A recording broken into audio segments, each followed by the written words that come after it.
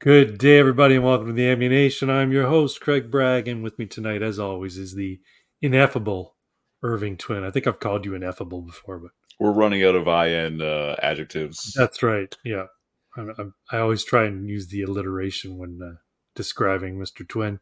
How are you, sir? Living the dream. How are you? Oh, it's been a nice week away. I was in the beautiful state of Florida in Orlando. Irving, you're Erst. You didn't. I First, missed. you wrote Erst. I missed Um, it. that's okay. Yeah, we were in Orlando. It was the wife's birthday on the 5th. So for a week, we went to Florida. Spent 4 or 5 days in Orlando at Universal Studios. Stayed on site. Went to try some new rides, that kind of stuff. Got myself a cool dragon shirt for when I'm a big dork at the gaming table. I can wear my dragon shirt and threaten my players. Very Anyway, simple. you can see there's a change of scenery here. I'm here in my living room right now. Apparently, it's got great acoustics, according to Irving. But the wife is sick. She did a rapid test for COVID and looks like she tested positive. Now, I don't know if it's actually COVID, but either or, she's upstairs in bed. And because I have to watch the little puppies, I decided I'd bring my laptop down here. So that's why things look a little bit different. You see this piece of art behind me? I do. Yeah, that's something the wife and I actually created ourselves. Oh, very nice. Yeah. Yeah. We did that a few years ago, back in 2019, I think. Yeah. Yeah, it was fun. We do things together sometimes. So how about you? What's new in your world, sir? Ah, same old, same old. Yeah. Work is a pain.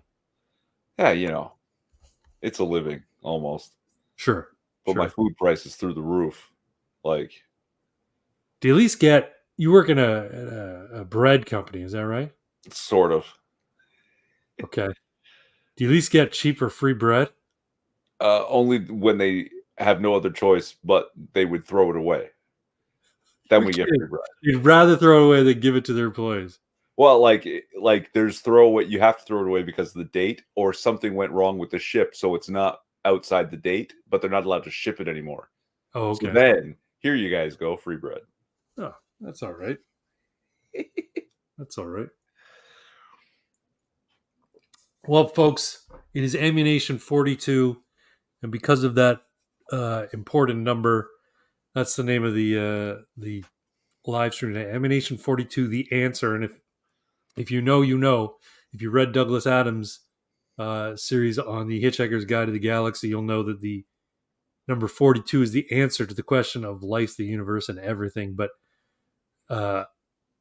they didn't know what the question was to arrive at that answer, so they built a new, more powerful computer called Earth. And just before Earth was about to spit out the answer, it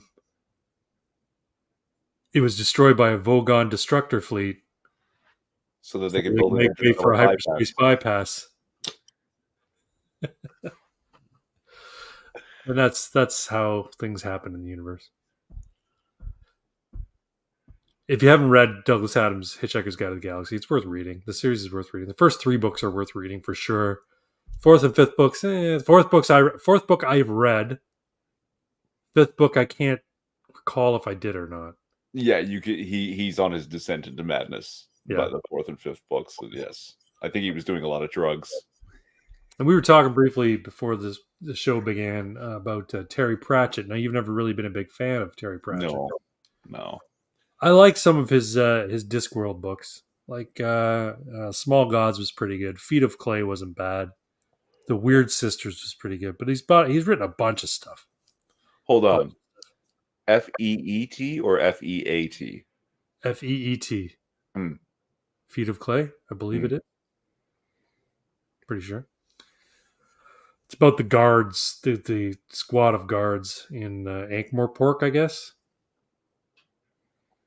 I barely recall it, to be honest. So that's how good Terry Pratchett is. But he did write Good Omens with Neil Gaiman. Did you ever read that? I don't know that I read it. Yes, no, I read it. was on Long time they made a ago. Prime series about it too. Yeah, yeah. The Prime series was pretty good. See, but I've become more Christian since I first saw the Prime series. So now when I tried to watch it again, I was like, oh, this is all blasphemy. I can't enjoy it. I can't enjoy it anymore. That's why being an agnostic atheist like myself means that I'm allowed to enjoy things that are of a blasphemous nature because I understand uh, the the nature of it is as metaphor, right? And I don't hold any of the scripture in it's such a high regard that I can't listen to people misquote or misrepresent it. It doesn't bother me. I understand, or I have a point of view. I shouldn't say I understand. I have a point of view about the doctrine and about the scripture. So Some of it's just wrong to me, though. Like I do enjoy those actors and the way they play off each other. They're pretty good. yeah, yeah. And like trying to take it objectively, I do like the characters, right? Mhm. Something about we're not friends. I don't even like you. You do. Yeah, yeah. David Tennant's awesome. Yeah, yeah. Anyway, why don't we move on to our first topic of the night? Let's talk about the age-old question: do you even lift, bro? How's Oh, your fitness journey been going this week, sir? for me, the answer to the question has to be honestly no. Do Well, you I'm even sorry to live? hear that. No, I haven't. I haven't been. Yeah. Well, that's unfortunate. Yeah. Is there a reason why you've been unable to stay consistent in your efforts? Uh everything's an excuse. I simply just haven't taken the time, right? Like that. Yeah. Well, I'm not gonna make the excuses. It's my own fault. I'm just not doing it. well, that's fine. I mean, ultimately, that's what it comes down to, right? If it's Yeah. something you care about, you'll do it, right? Um, the For myself, I was away for the week. As I said, I was in Orlando, but the hotel we were staying at had a pretty good gym. I had to fight to try and get a bench to do my full body antagonistic supersets with dumbbells. There was only two benches, so the 2 of the 3 days of exercise that I was there, I wasn't able to do my regular routine. So I Hmm. ended up using the machines. I ended up using the cables, the cables, Yep. which I've never used before. It's crazy, Uh, right? it's incredibly difficult compared to like lifting free weights. Like, um, I tried doing, oh, I could do 40 pounds in each arm, no problem. I tried doing 40 pounds. I'm like, okay, that's a little harder. So I'm like, all right, well, let's see if I can at least get the form right. So I went down to as low as I could, 10 in each arm. Fine, I got the form, no problem. I'm like, all right, that was a warm up because it was set, super easy. So then I moved up to 20, and then you see your arms are kind of shaking as you're doing your rep, right? But I'm like, okay, this is a good workout. I can see why people use this particular setup. Yeah. On the third day of the Friday, I was able to actually get to a bench because I got there bright and early at 6. Actually, I got there before 6. It's when the gym opened, and they'd already opened it up, and there were two guys there. I'm like, "Fuck, I'm not gonna get a bench again," but I was able to get a bench. So did my full body antagonistic supersets with two dumbbells. This time with 20-pound dumbbells in each hand, and man, yeah, it knocked me out my ass. It was a hell of a Good. work. I felt good that I was able to do it. So back at the gym this week, starting Monday, I'm gonna go to 20 on the dumbbells, and then I will try bench pressing 125. See what I can do about that. See if I can do it. See how many I can do. I'm sure I can do at least one rep at 125, but who's to say? But I was not good in terms of my diet this past week.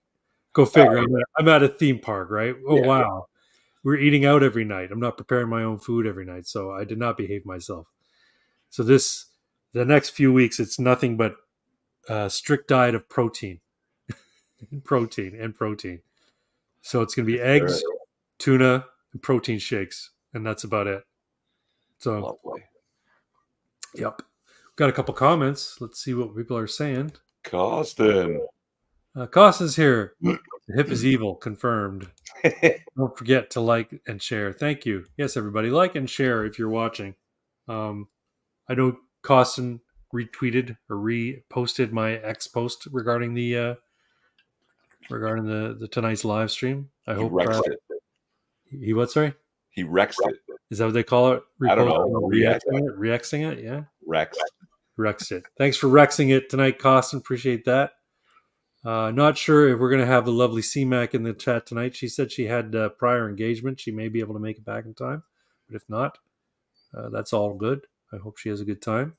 She's got some news in her life, which is good for her. So anyway, so yeah, that's been my fitness journey. Just trying to keep at it even though I was on vacation. Back at it this week. I've got a goal to reach before December 1st.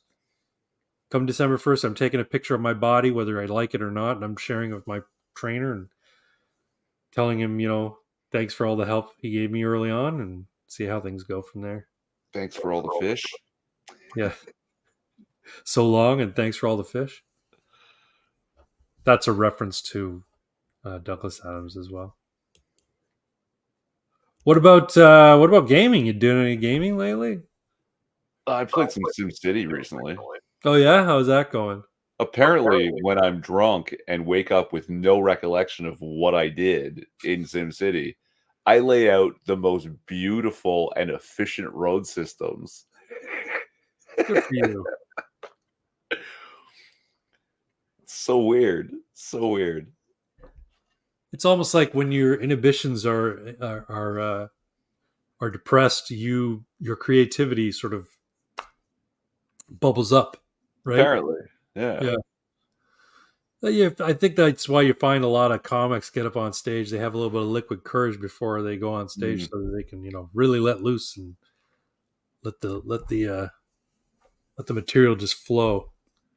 Doug Stanhope. He's one of the funniest. He is one of the funniest men alive. He's damn funny. I really like Doug Stanhope. Oh, seen any good movies lately? There's no, but I saw a preview for a movie that I really want to see. What's that? Is it called The Killer? With Michael Fassbender? And it's I'm getting the impression it's sort of a like dark comedy assassin beat 'em up. Interesting. Yeah. But it looks like it has potential, at least. But I mean, I've been fooled by previews before, but it looks like it has potential to be a decent film, right? I saw a preview for one called Argyle that looks really good. Have you seen this one? No. I'm gonna go pull it up here 1 sec here.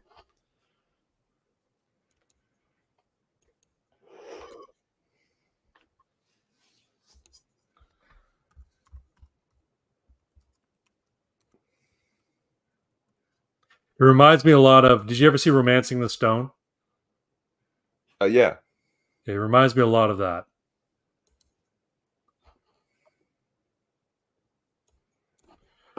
One moment while we're no longer talking about gaming. Now we're talking about movies, but that's okay, folks. I'm going to share something here. We have to break it up periodically so we don't get hit with copyright strike, even though we probably will, because I want to talk about what I'm seeing here. Well, this is a preview, yes? It is a trailer, yeah. Okay. Shouldn't get hit for a trailer. One would think, right? You're just advertising for free. True enough.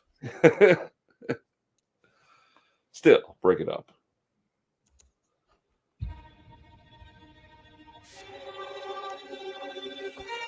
I certainly hope you dance as well as you dress. There's only one way to find out.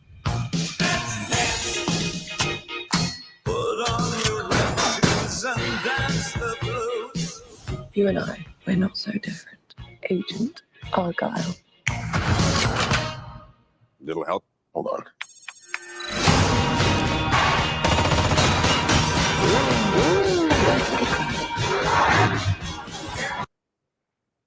Oh, you can almost see it. I'm sure. That haircut and that style of dress for Henry Cavill, it almost doesn't look like him. You know what I'm saying? Yes. And I don't know who this actress is. Who is this actress? Do you know? No idea. The book is phenomenal, sweetie, but what happens next? It's called a cliffhanger, Mother. Ellie, it's called a cop-out. Whoa! Hey! There's a cat in there! Oh my God, you're Ellie freaking Conway. Author of the Argyle series, Ellie Conway! I am such a fan! Oh, yeah? What is it you do? Espionage. Would you sign my book? Here we go.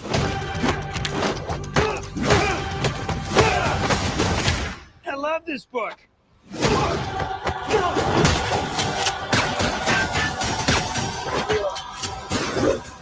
Come on.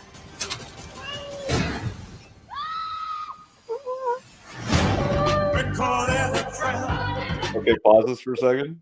Real life spies. Why would they care about me? Because you're a So when I was that first section of the trailer, Yeah. you brought this movie. I was like, "Oh, Craig, you poor fool! I'm not going to watch this piece of shit." Yeah. I'm so glad. I'm so glad it changed gears. I know, right? Because fuck, what the hell is his name? Because we were just talking about Douglas Adams, and he plays fucking the mayor of space in the movie Hitchhiker. Oh, the guy who's the spy, right? Is that who you're talking about? His name is Roth. Yes. Tim Yes. Roth? Sorry? No, Tim Roth is the other guy. No, No. who the fuck is this guy? He was in Seven Psychopaths. What the fuck is his name? He was actually in the Teenage Mutant Ninja Turtles movie. Was he? Yeah. They go over the cast at the very end, who all's in it, but it's like huge. It's a great fucking cast. But I do really like him, yes, and yeah, that's goddamn fortune teller, Ellie. What you wrote in your new book actually happened, and you kicked a hornet's nest you didn't even know existed. I'm in some really big trouble, Mom. Oh, so now you're experimenting with drugs. I want all assets on them now. I need her to write the next chapter.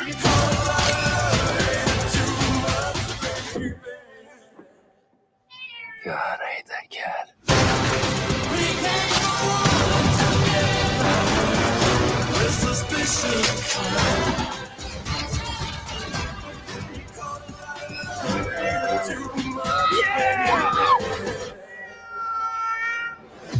It's time for you to meet the real Agent Argyle. Oh my God. Oh my God. Oh my God.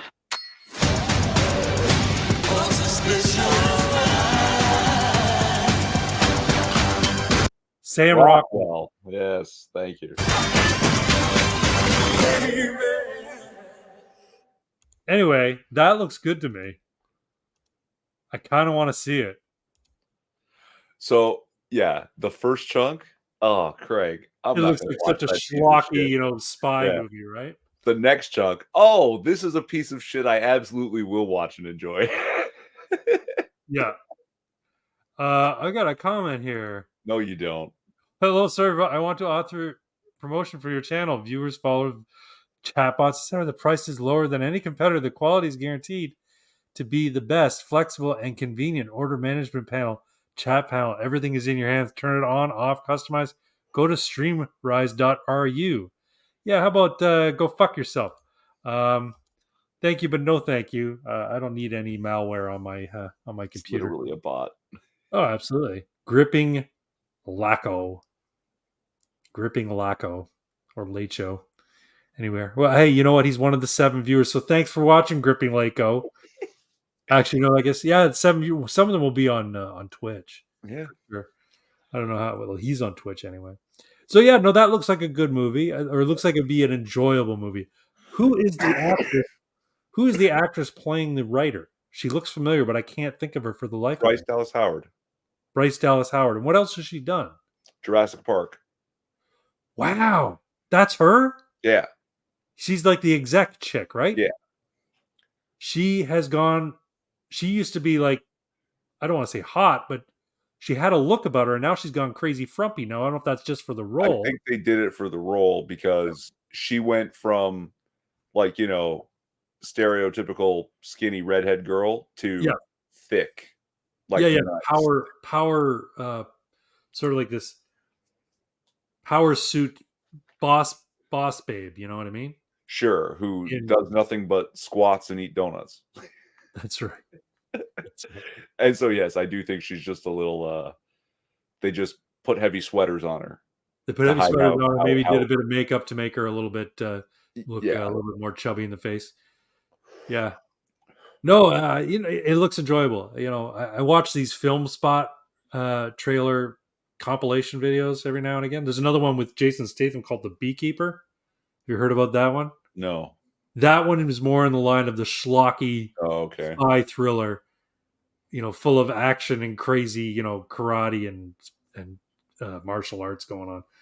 But yeah, that looks interesting just from Jason Statham being this, nonsense character. Sometimes it's fun to watch him. Well, it's the same with this thing, The Killer, that I saw, because it very much is making fun of itself while remaining dark enough to still like justify the cool actions shit. Cool. That's cool. But I thought crossed my mind because I bring this movie up and people are like, "What? Who? What movie is this? What? I never heard of it." And it's fucking fantastic. It's a movie released in the past 5 years that I would put on a top 100 list of films. What movie is that? The Highwayman. The Highwayman. Okay, before you look it up, just let me try to describe this. The Wild West didn't truly end until Frank Hamer and Maney Galt, former retired from the now defunct Texas Rangers, Yep. pulled out of retirement to trade their saddles for a Ford to go and hunt down Bonnie and Clyde. Right. I've seen this movie. It's on Netflix with Fucking fantastic. Costner and Harrelson, right? Yes. Yeah. It was good. It was a good Yeah. movie. Yeah, it's sometimes Netflix really they knock it out of the fucking park with some of their, exclusive films and exclusive series and stuff. Did you ever watch the Reacher series on Prime? Yeah, it was enjoyable. I enjoy it for what it is, right? I Yeah. enjoy it more than I like Tom Cruise's Reacher. But there's a new season coming out in December, which I'm looking forward to because that guy, like, he is such an imposing figure. You know what I mean? And Like an Aquaman. watching him tear through people is just so enjoyable. That's why so many people who read the books were very upset when they found Tom Cruise was being him in the movies. I know. Because Jack it's Reacher is nothing. supposed to be so abnormally large that he sticks out, so espionage is almost impossible, and his size gets him out of as much trouble as it gets him into, Right. just because he's that big. Yeah. Right. Yes. Like it the was guy they part of cast his for the character. series is perfect for the role. Yeah. that fight in the fucking bathroom. Yeah. That shit is off the chain, man. Yeah. Yeah. And my camera's going a little wonky. Okay. When we were in Orlando, did you ever go to Universal Studios? No. Ever been there? Okay, so it's basically Universal Studios. Their whole thing is ride the movies, right? So they have all these roller coasters, rides, films that are basically. Remember that movie? Well, we made a fucking ride out of it. Yeah. So they had one for the longest time, which was Terminator 2: Judgment Day. Mm-hmm. Okay, and it was all basically just a bunch of film footage spliced in with the actors on stage, and they try and merge the two to make it look sort of like you're watching one thing. Right. They've replaced it with the Jason Bourne Stuntacular, and it sounds ridiculous, but the way they put it together is really, really good. They've got all these like edifices on the stage, and when the camera angle moves, this edifice will move with the camera angle, so it looks like you're getting a 360 view of the scene, and it's really well done. The guy who plays the Jason Bourne character, body wise, he's good. You can tell from his face he's not him, but you're not close enough to see him and realize it's Matt Damon. But since watching it, I'm like, damn it! Now I want to go back and watch all the Bourne movies, man. Did you ever see the Jason Bourne movies? Yeah, I think I have a box set of the first 3. Yeah, that like it flips open like a safe deposit box, and there's fucking passports and fucking that's fake cool. cash and shit. Yeah, yeah, I like the Jason Bourne movies. It's really good. It's really good time to watch them. And I don't think I've ever watched them all back to back. And I'm not even sure if I've seen them all. I think I've seen at least 3 of them. But there's been like 5 now, isn't there? I think it's 4 that are actually with Jason Bourne. Yeah, and then there's And another then one. There's more about the program, and Right. it's Jeremy Renner, I think. Yeah. Is the guy in the 5th one, and I don't know if there's more after that. Yeah, what's that one called though? I can't remember. The Bourne Legacy? Yeah, maybe that's it. Yeah. Treadstone is the name of the organization, the unofficial government operation, right? Yeah.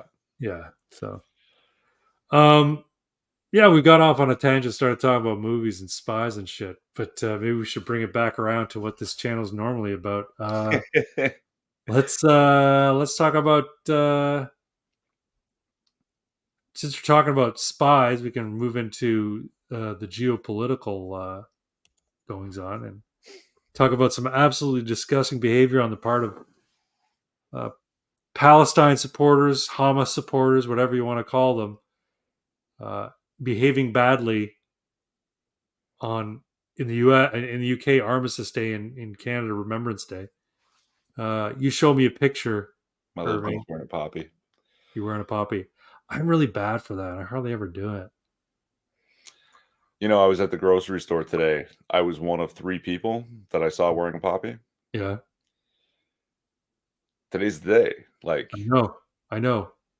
And it's weird because I always remember being like on a Monday, but today's Sunday, right? So 11/11. But yeah, no, it's something we should all think about, because there, but for the grace of God, go you or I, right? We could easily be war dead. As a matter of fact, if I were a little bit younger, I could easily get caught up in conscription if things get a little bit more insane over there in the Middle East, because I could see Canada saying, "Hey, you know what? What can save this failing prime minister and the Liberal Party in Ottawa? I know. Let's go to war." But I think he's too much of a pussy to do that. I think Biden would do it. Biden would send the U.S. to war to try and fix his hemorrhaging support in the U.S. But an American fighter jet did just crash in the Eastern Mediterranean. So did it really? Yeah. See, I haven't been following that closely. I did not know that. I think that happened earlier today, though. Like, was that? And do they know who's responsible? Haven't said, because I get my news from the only source that matters, Poll. There you go. You know what? And it's funny, people make fun of them, but 9 times out of 10, their intuition is pretty close. No, you know what? They get it first. That's right. Yeah. Right. Stuff that the mainstream isn't talking about, stuff that Tim Pool and fucking Lotus Eaters haven't got their hands on.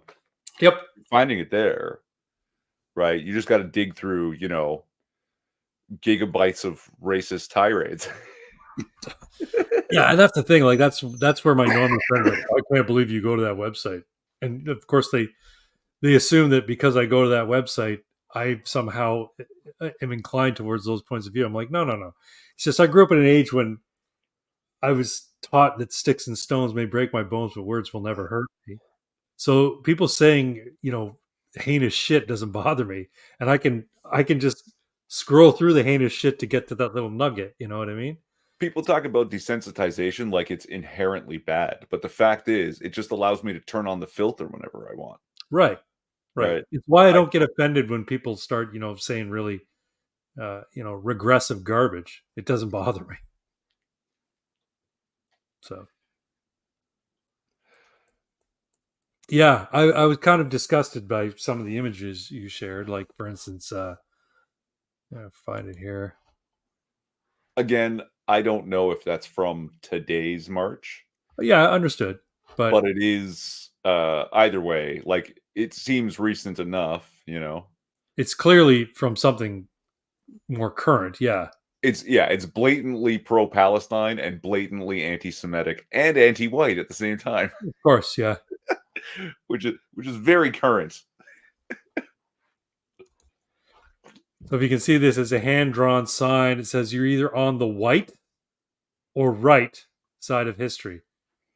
It looks like something done by someone in like grade 6. But on the left, it's got UK, France, Israel, the United States being the white side of history. And then it's got Palestine. I want to say that's Turkey. Except isn't Turkey red? It's not Turkey then. Yeah, I don't recognize all these. I don't recognize those. Basically, it's got Palestine and then the reverse of Palestine, which I don't know what that other one is. The one that looks like Palestine but isn't Palestine. Maybe one of them's Jordan. Could be Jordan. Yeah, one of them might be Egypt. Oh yeah. But anyway, so it's got the Arab nations on the right side of history, and if this was for today, I mean this looks like it's in the UK. Yeah, just judging by that sign down there. Yeah, that looks like the sign leading to the underground. Yeah.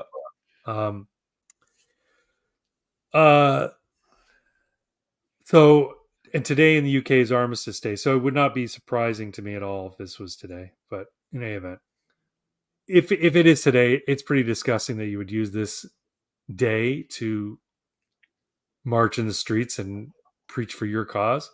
There was a Chinese guy losing it on some chick during a presentation in Canada at the Cenotaph. She said, "Free Gaza" or something like that. And this Chinese guy comes up, who the fuck are you? Like, why are you saying this? Like, this isn't about you. This isn't your day. This day is for them. And he's basically losing it on her. Let me see if I can find that. It was on X. I saw it on X. And I mean, good for him, because most people would not. And I guess, it's strange that he has to play the race card, because she can't be an absolute cunt to him, because that would be racist. Right. While you're looking, I am getting conflicting reports. A lot of basically he said, she said about the events towards the Cenotaph, right? Yeah. Because they're saying, oh, right-wing fascists were fucking causing trouble. But before there was any, like, trouble, the police had already cordoned off the Cenotaph so people couldn't get close to it. But right. the people who wanted to go to it for Armistice Day weren't going to vandalize it. So who are they protecting it from? Or why were they just trying to piss off the people who wanted to go there? Yeah. And then there's, all this trouble, these right-wing fascists, they just want to fight. But there is very clearly a video of thousands of people in dead silence for 2 minutes. Yeah. Right. The only thing breaking the silence is the fucking police helicopter flying overhead.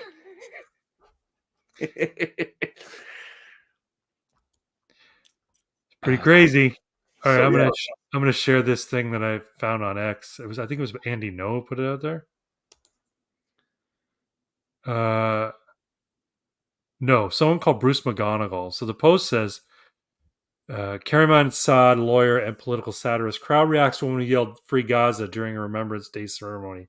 One man wearing the Union Jack as a cape is physically held back by others. And then it's got a bunch of hashtags. Anyway, I'm gonna rewind it here. Sorry. Yeah, big it up too. Yeah, I'm gonna big it up. Is that big now? Yes. Okay. Yes, sir. So we don't catch her. So this is in Toronto. I can tell it's Toronto. Yep, that's downtown Toronto. You don't get to hear her say "Free Gaza," but she puts a mask on immediately after. But you can see other people looking at her like, "What the fuck did you just say?" And then this is what happens.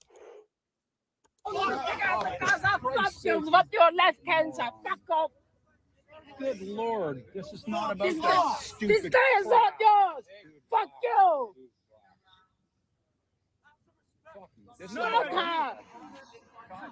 Get the fuck out of here. This is not your land, motherfucker. Go home, you son of a bitch. I paid my attention, but this is 17 years ago. Why did you motherfucker? Hey, it's no bud. Lazy-eyed bitch. And she's not wearing a poppy, is she? No. Fucking asshole. He's wearing a mask, though. You know. Right. I imagine he's from Hong Kong. It sounds like. And wearing he's wearing a UK flag, right? Yeah. Yeah. Anyway. So yeah, that's pretty ugly. And the fact that, that big tall guy said, this isn't about you, like this is not the place for it. Show some respect.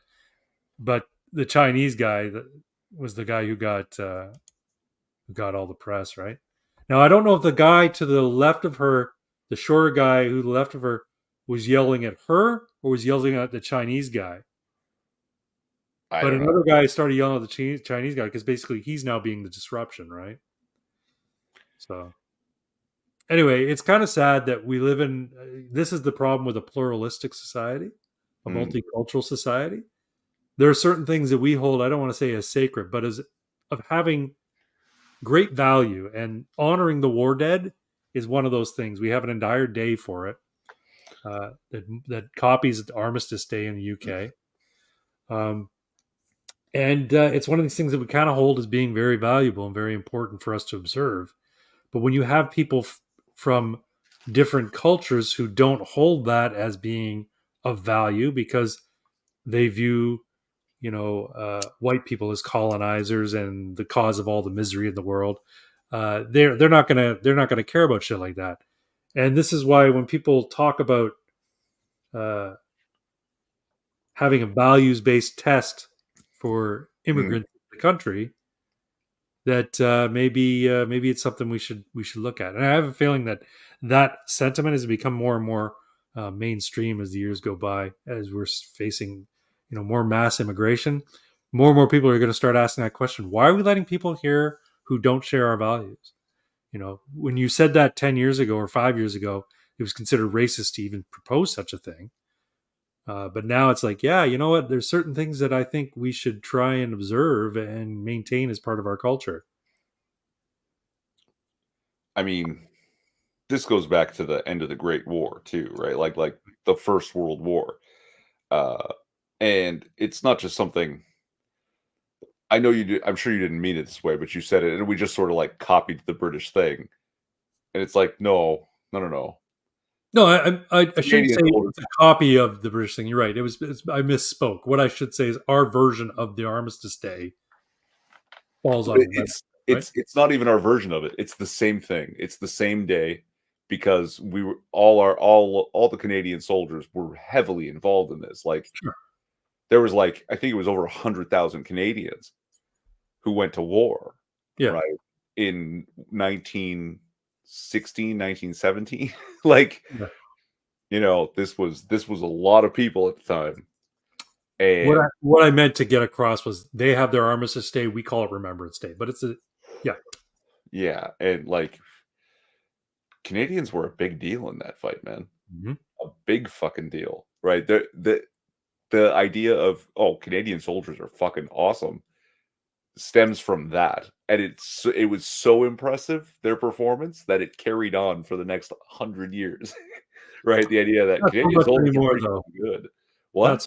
Not so much anymore, though. Well, I don't know we're necessarily that well respected around the globe as much anymore. It's wearing off a bit now, but like NATO pilots, U.S. fighter pilots still come to Canada to train.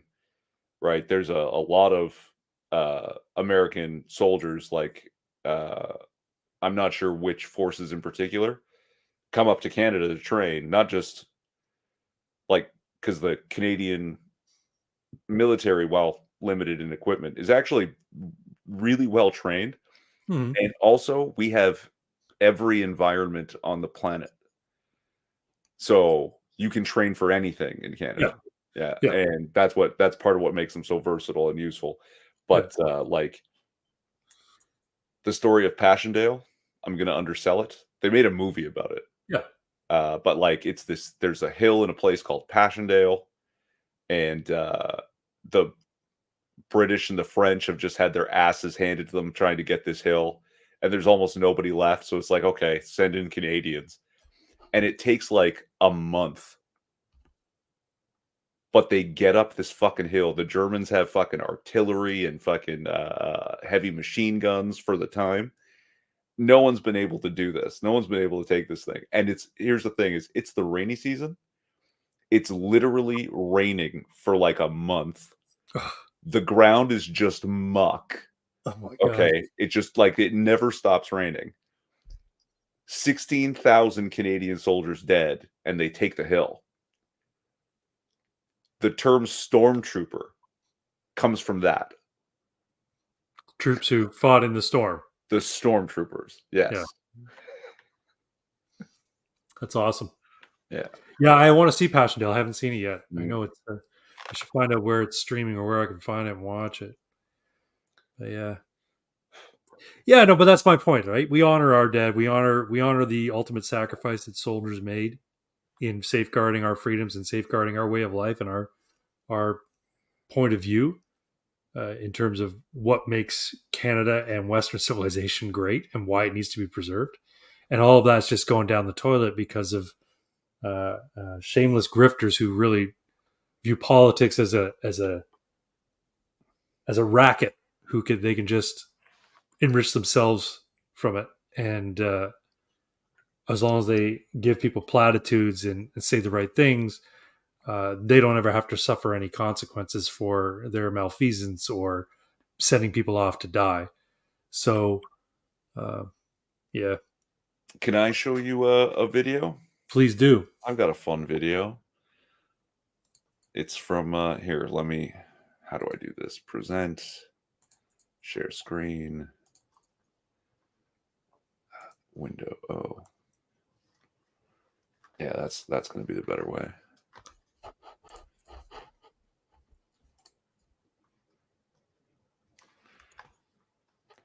Yeah, so you want to open that up, make it bigger? Yeah, someone writes something about even during a moment of silence. What is it? With a bugle going, narcissist Trudeau couldn't help himself from looking into the camera while everyone else was looking at the cenotaph. Here we go.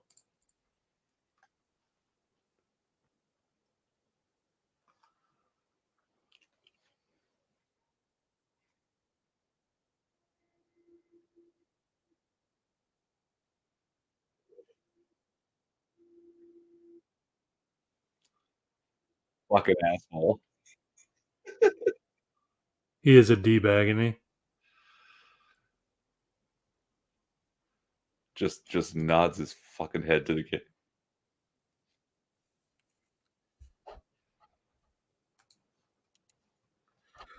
What a D-bag. Yeah. So I don't know, man. I don't know what to say. Like, there's a guy in the Celtic Canucks chat. So she has her own Facebook page now. Mm-hmm. She has a chat associated with it. There's a guy in the chat called Dominic. And all he ever talks about is how the people of Israel, the Jews, have been, orchestrating the downfall of Western civilization through their push for multiculturalism and mass immigration and yada, yada, yada. And people are just, constantly firing back at him. You're anti-Semitic. Well, no, he's talking about his point of view.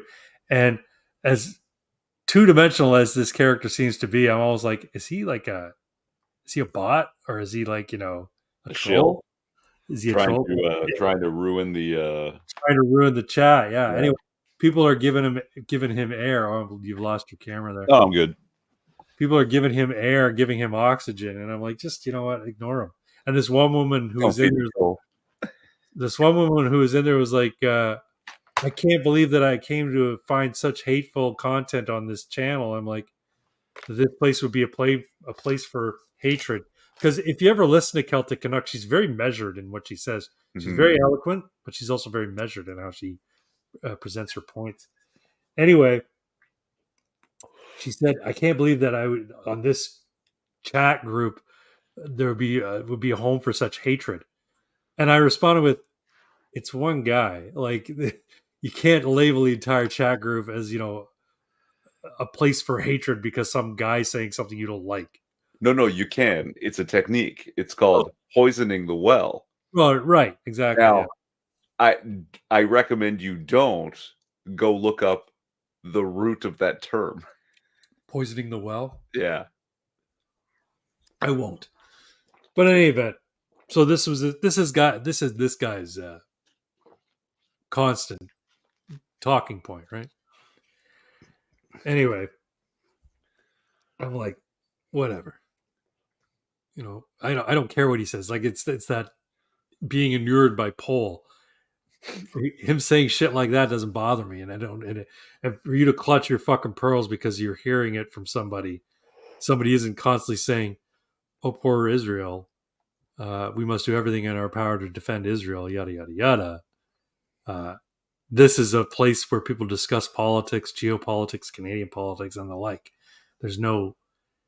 You can't just hijack it and say, this is the channel where everybody has to talk about how wonderful Israel is and how everybody needs to support Israel. I'm like, look, it's a complicated issue, just like Russia and Ukraine. There's different perspectives, and there's no such thing as white hats and black hats in any of this. Everybody's wearing a gray hat.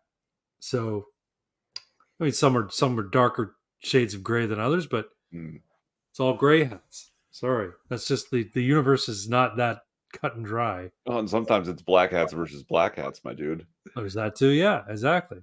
Yeah. And then you have to choose, okay, they're both evil. Which one can I stomach a little bit more? Nah, just nuke it all. That's what I said at one of the days. Well, 4 or 5 weeks, we'll all be dead anyway. It'll be a nuclear Armageddon. 2 more weeks. 2 more weeks to flatten the earth. Shit. 2 weeks to flatten the earth. Turn it into a glass parking lot, as they say. Yeah. Well, not a lot of engagement on the chat tonight, folks. What's going on? Why are we having no one talking? Is it because this guy came in from Twitch and totally ruined the chat? I should go to the live chat on my Seems channel. possible. I wonder if that's what happened, because I'm not seeing any comments from anybody. Yeah, we usually have Pox in here, and maybe Pox is normally talking shit, and Six normally pops by and says hello. I'm gonna post something and see if it pops up. Hello shows up in both Twitch and YouTube. Yeah, there it is. It shows up on the YouTubes. Very cool. So, folks, give us your points of view. Maybe Costin got so offended by your Tragically Hip T-shirt that he decided he's not going to watch anymore. But the offense had to be building because first he told everyone to like and share. That's true. And then he just couldn't take it anymore. That's right.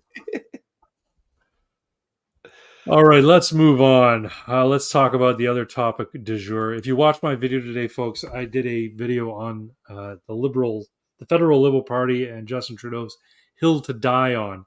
Now, I can't come up with this topic. I believe it was Celtic Canuck who was talking about this earlier this week.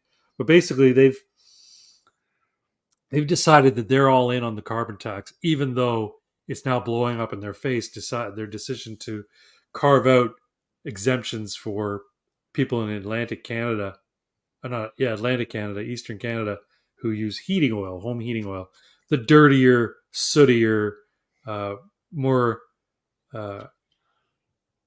bigger carbon footprint home heating solution, to give them a carve out for home heating oil, and then not doing it for anything else like natural gas or propane or anything.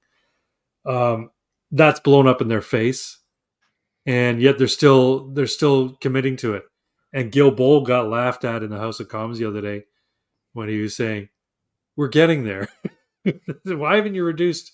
Because Pierre Poilievre was like, "Look, we're the only nation who's instituted a carbon tax, or no only nation of the G7 who have not managed to meet any of their targets for reducing emissions, except for 1 year, and that 1 year was the year of the pandemic."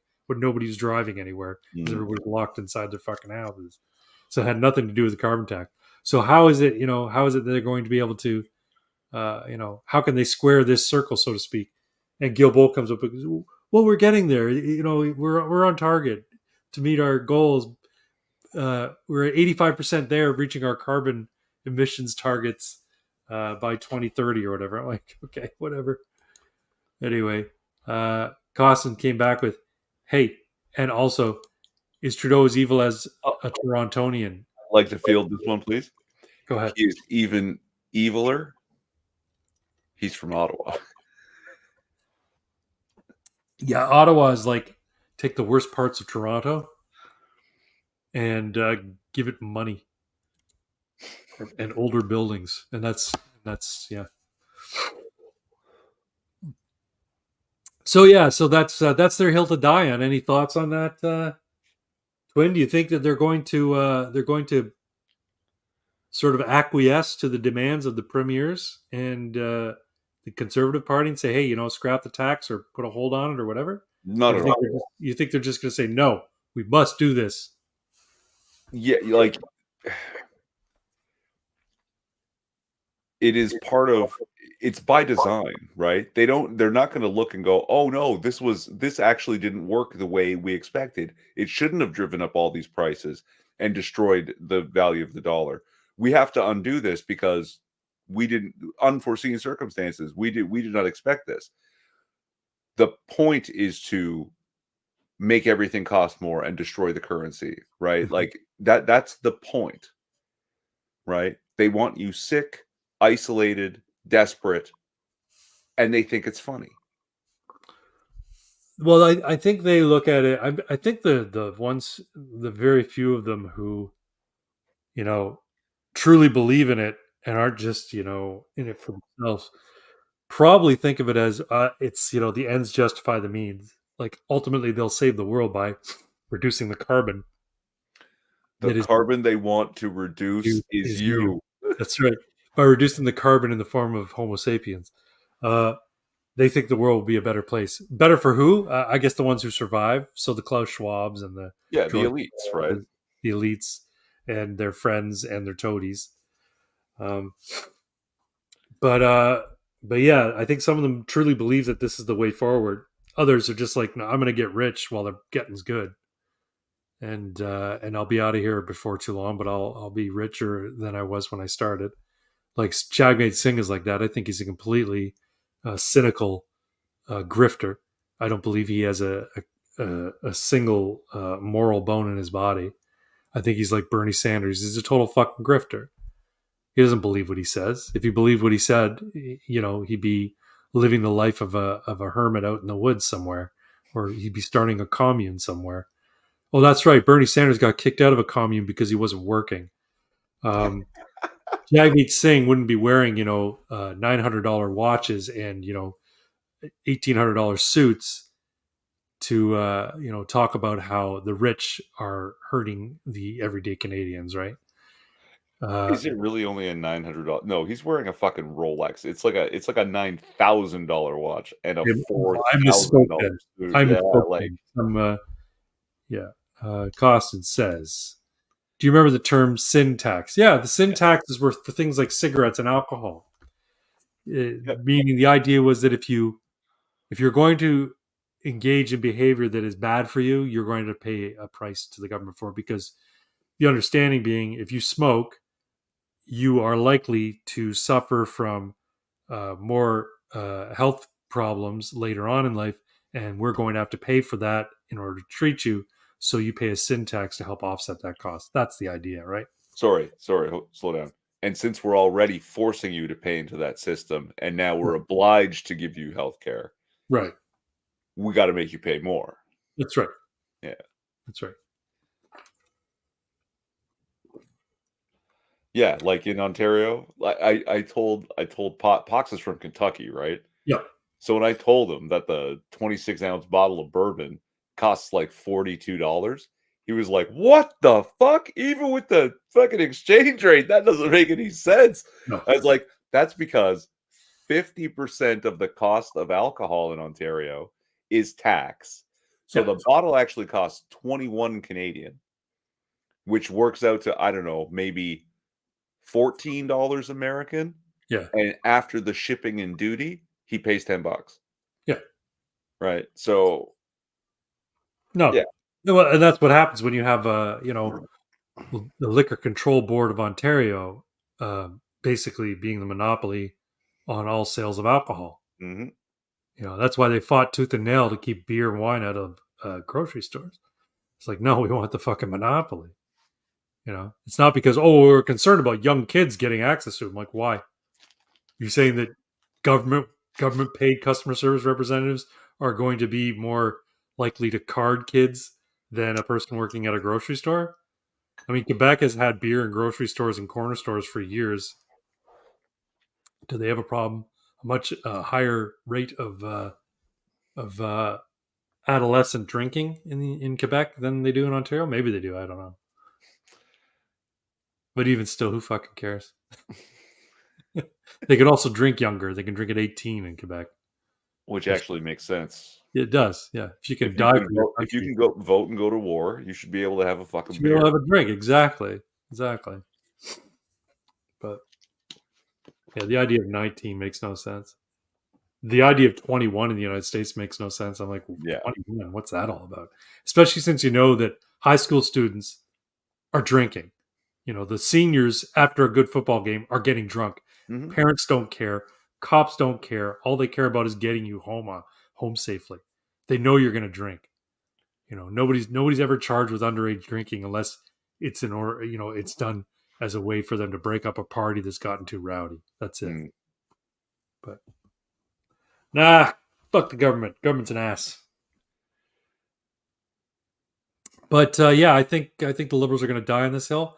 Now I've heard about someone who's going to replace Trudeau. Some guy named Carney. Is that his name? Mark Carney? Not Mark Carney. It's someone else. So I can Google it here.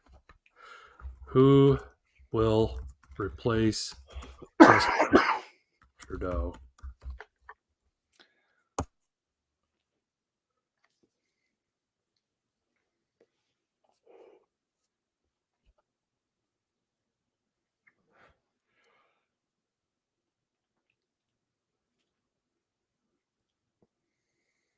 Mark Carney, yeah. Yeah, why do I know his name? Former Bank of Canada Governor Mark Carney was on CTV Question Period on Sunday, and Vasi Kepelos was at the top of her game. The Carney figure skated around the direct question as to whether Justin Trudeau should lead the Liberals against Conservative leader Pierre Poilievre in the next election. She asked again. Granted, figure skating doesn't come easily to Carney, who is, after all, a former goalie. Still, his second non-answer to Vasi's repeated question was indeed the answer. Carney is refusing to say whether Trudeau is the best person to have that knockdown, drag-out fight with the dark blue Prince Poilievre. Apparently, people are sort of eyeing him to replace Trudeau. They want him to step down. They want Trudeau to step down and think Carney's better to take this place. And my understanding is, from what I understand, is he's more of a traditional liberal in the sense that the Liberals and the Conservatives were once very similar sides of the same coin. They were center left and center, right? And now it's completely different. The Liberal Party is far left, and the Conservative Party, because of the Overton window, has been forced to go kind of center left on a lot of this shit. So yeah, the idea is that if Carney gets in, if Carney becomes the leader, he can sort of move the Liberals back to a more centrist role. But the problem is, and Celtic Canuck points this out, that they can't have a guy who is actually competent be their rebound guy. They need somebody who the voters can hate and take it out on, versus Carney, who's actually probably a good candidate, but he won't be treated well by the voters who are all very pissed off right now. I don't know how accurate an appraisal of that situation it is, but sounds pretty sound. I don't know.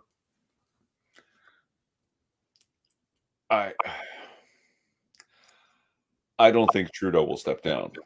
I don't think so either. He's not capable of it. He's too much of an ego. Yeah. They may force him to.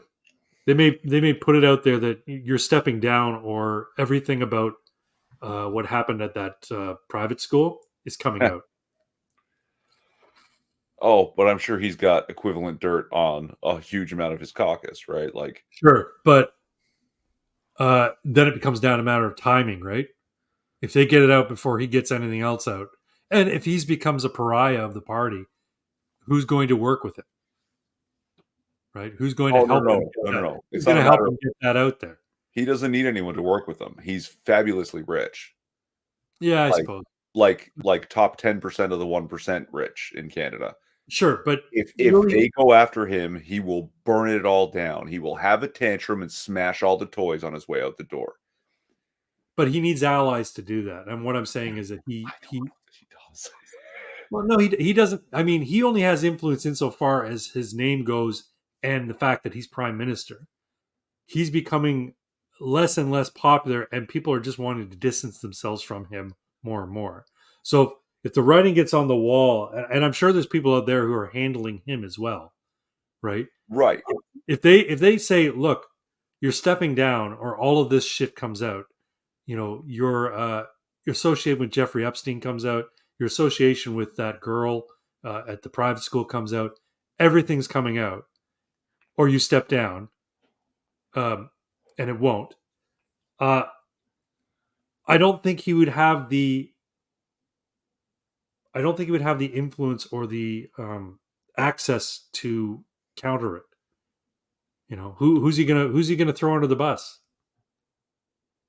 Anyone he can. It'll just be a matter of like plastering scandal everywhere. He won't survive it. Yeah. Right. But he'll go nuclear option and destroy everyone and everything that he can on his way out. Right. Costa says he also went to the Bank of England, I believe. Who? Carney. Carney? Did he? Oh, could be.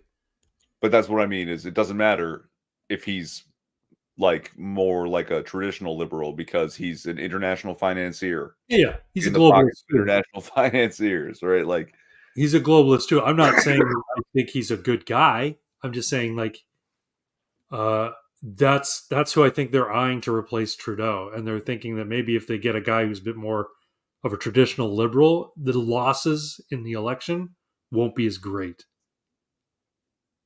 So I don't know. I don't know.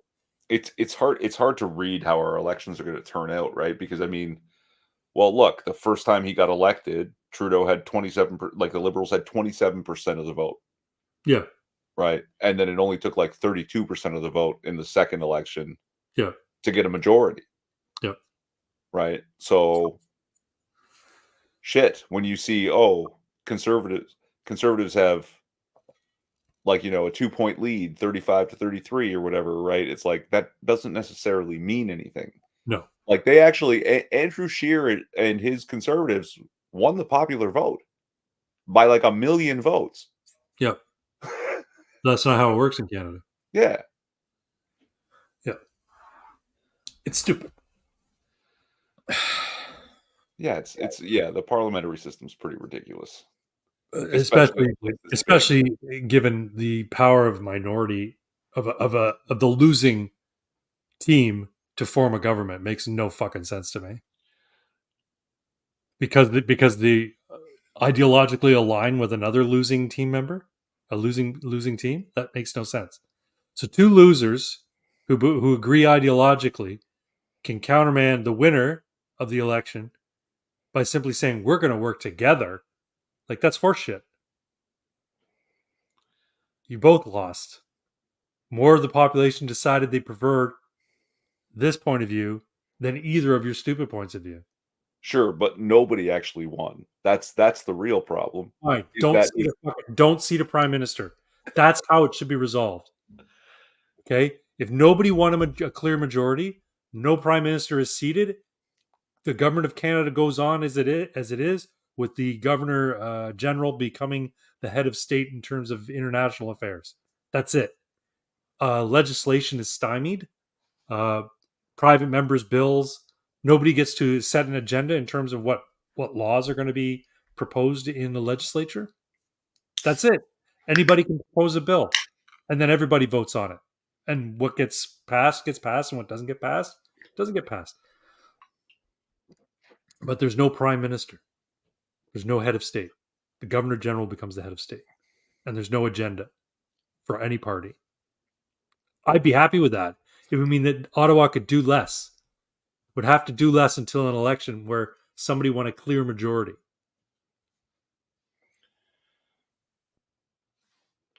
We elect our local reps, not our government. Right, but based on the results of local reps being elected determines how the government is going to be formed.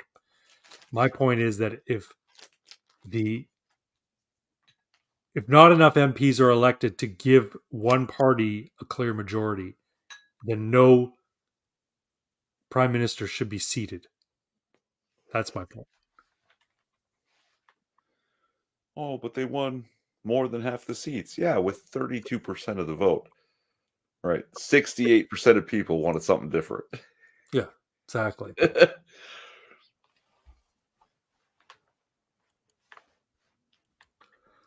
The governor general is already our head of state. I understand that, but I mean in terms of like when Joe Biden comes to Canada, he doesn't meet our governor general, he meets our prime minister. I'm saying the role of diplomacy on the international stage would fall to the governor general. But there's just so much in our government and our like structures that are just appendages of being ruled by another nation. Yeah. Like the governor general. Yeah, exactly.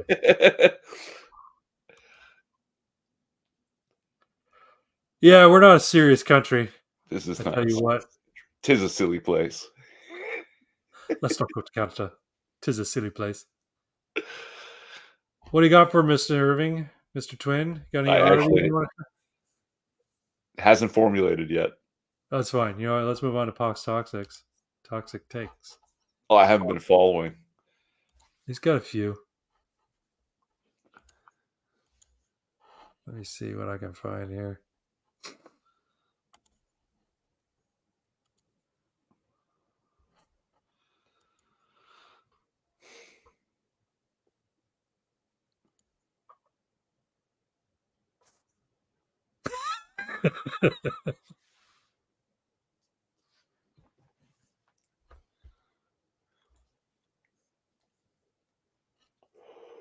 Hold on.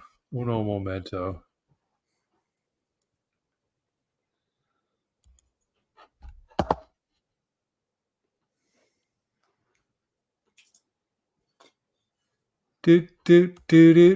Let's present this.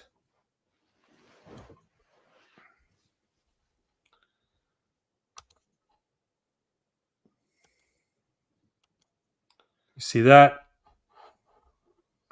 Appears to be a cat.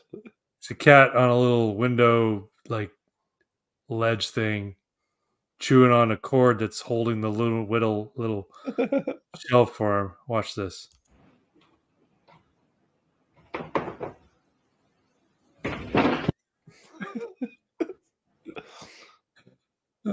Fuck, that's funny. Dumbass cat. It really is a dumbass cat. Let me see what else I got.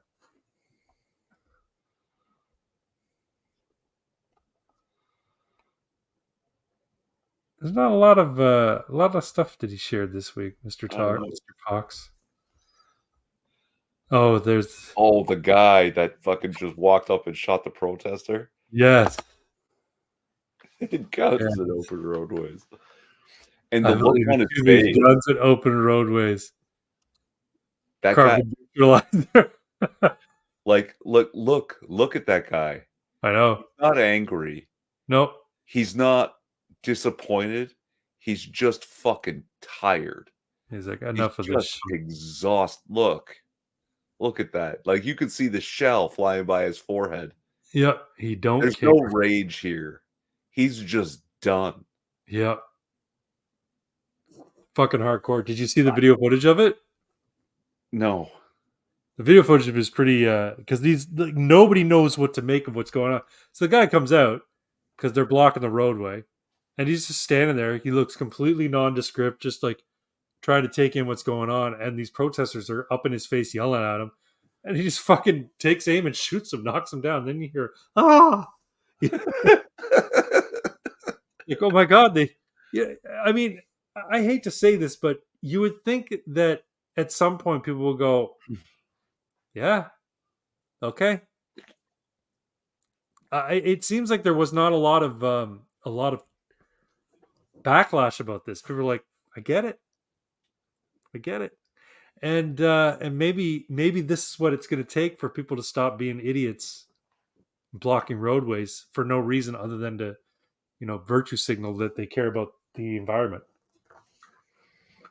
What are you doing, you stupid dog? Anyway.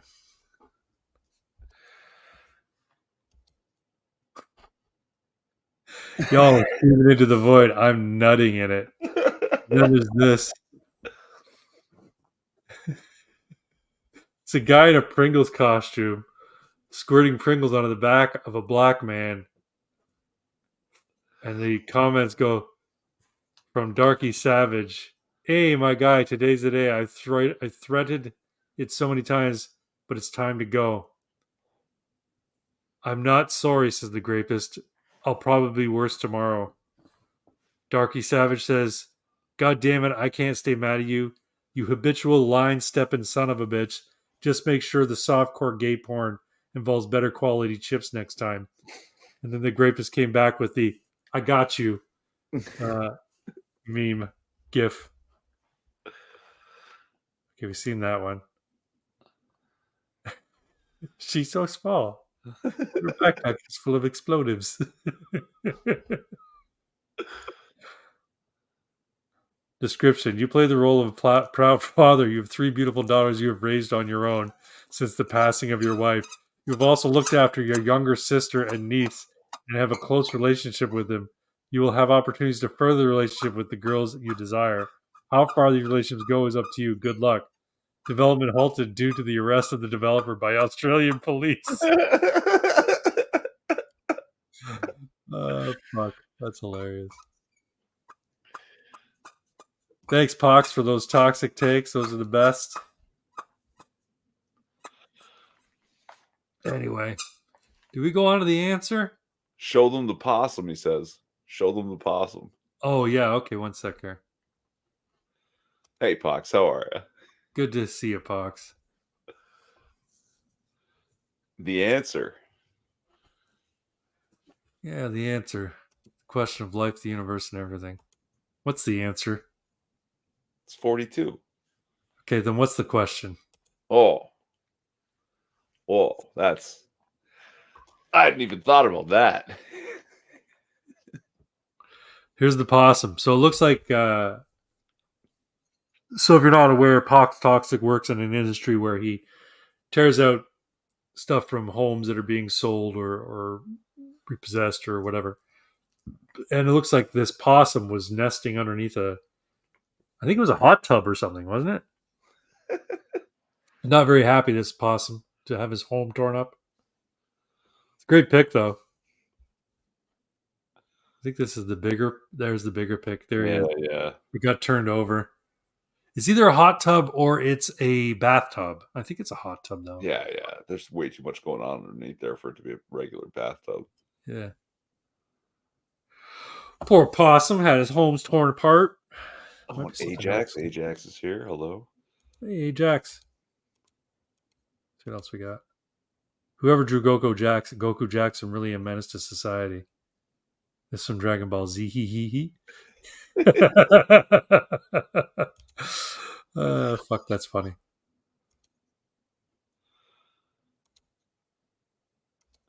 Let me respond to our comments here. Okay, so we showed them the possum. N-word. F-slur. Hey, Apox. Hey, WR Costin. Hey, Ajax. Thanks for popping in. Welcome. Being here the whole stream, by the way, playing Cyberpunk. Oh, good for you. There's been an update to the new Cyberpunk, right? 2077? I haven't heard. I haven't played it, but I heard there were some updates done to it. People are all raging about it. Oh, wait. Weren't you playing Starfield? What happened to that? I sort of fell out of interest. It's just, I don't know. It's not Skyrim, man. It's not Skyrim in space. It's too many load screens. I'm not liking it as much. They need to fix some things about it first. I think I'm going to download the Hogwarts game where you play a fucking student and then like early 19th century, early 20th century, late 19th century. That's a thing? Yeah, there's a Hogwarts game. I can't remember what it's called.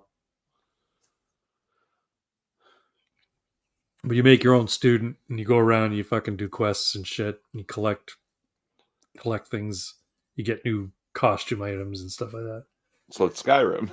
It's like, yeah, kind of. It's Skyrim, but in Hogwarts. Yeah. So basically Skyrim. Yeah. Without swords, you got wands instead. I'll bet you can get a sword.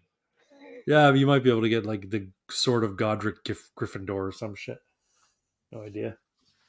What are you doing, you crazy dog? What are you doing? You're so cute. Little puppy's lying next to me here on the couch.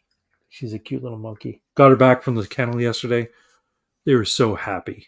Or was it today? No, today. Got her back from the kennel today. They were so happy to see us. And she settled right back into living here. I thought for sure they'd be mad at us. You ever have to kennel your dog, Gordo? No. No? No. Normally we wouldn't, but we have friends who would look after the dogs, but now we have two. And the friends who would look after the dogs, she's away, so it would have been left to her husband, my buddy Brian, would have had to look after the 3 dogs that he already has there, plus our 1 dog and then the puppy, who's still learning not to make messes in the house. So Yeah. I don't think that's fair to put that on him. So, and he says, I don't think I can handle it, man. So I totally get it. Yeah, I'm talking about you. Oh, goofball.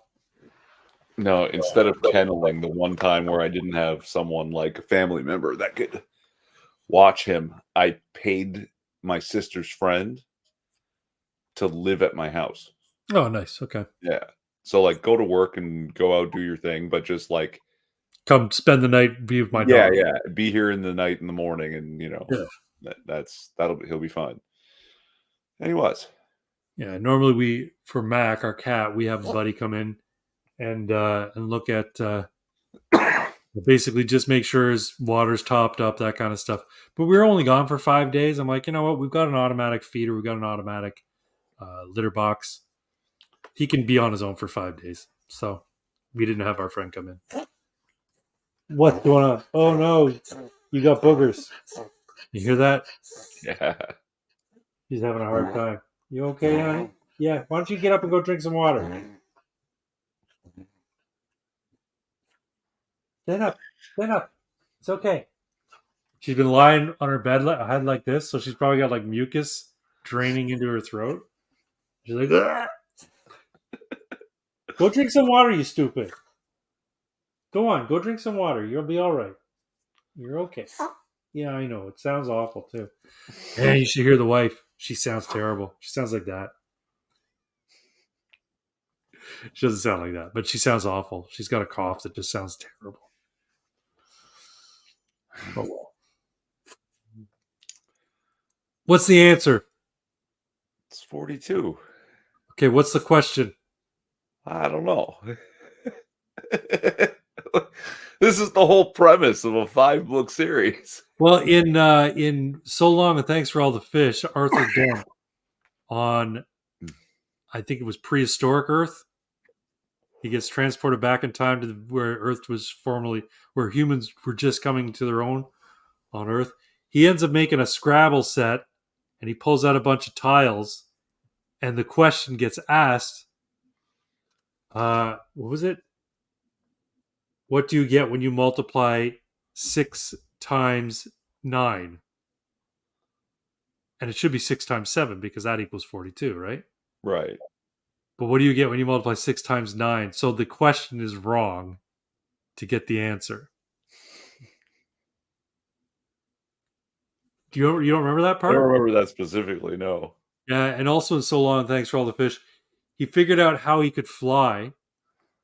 He learned how to fly by throwing himself at the ground and missing.